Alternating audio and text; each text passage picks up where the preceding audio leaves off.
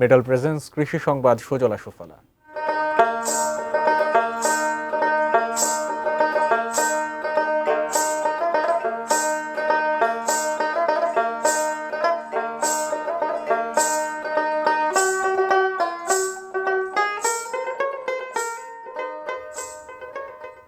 কৃষকদের মধ্যে দারুণ সাড়া ফেলেছে বাংলাদেশ ধান গবেষণা ইনস্টিটিউট ব্রি উদ্ভাবিত ধানের বীজ বপন ও চারা রোপণ যন্ত্র।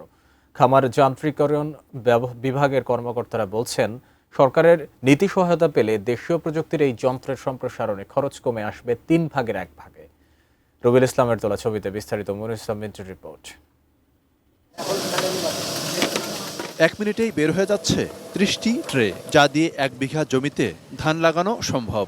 এটি বাংলাদেশ ধান গবেষণা ইনস্টিটিউট ব্রি উদ্ভাবিত ব্রি সিড সোয়ার। এই মেশিনে প্রথমে মাটি, তারপরে বীজ, তারপরে মাটি, তারপরে পানি একসাথে কমপ্লিটলি একটা ট্রে একবার রেডি হয়ে বাড়িয়ে যায়। আবার মাত্র 12,000 টাকা খরচ করে কিছুটা ম্যানুয়াল মেশিনেও একই কাজ করা সম্ভব হচ্ছে। ট্রেতে তৈরি চারা চলে যাচ্ছে মাঠে। পাইলট প্রকল্প হিসেবে এবার রাজশাহীর পবা ও গোদাগাড়ী উপজেলায় 50 বিঘা জমিতে ব্রি সিড সোয়ার যন্ত্র দিয়ে বীজ বপন এবং ব্রি রাইস ট্রান্সপ্লান্টার দিয়ে ধানের চারা রোপণ করে দিয়েছে ব্রি।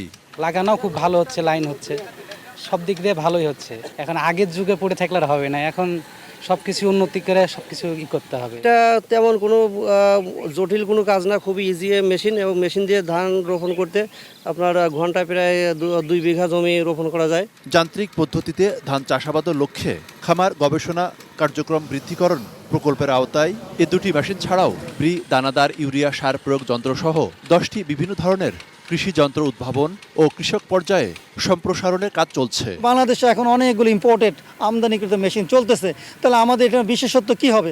কেন আমরা এটা করতেছি? আমরা তো বিদেশ থেকে আনতেই পারি।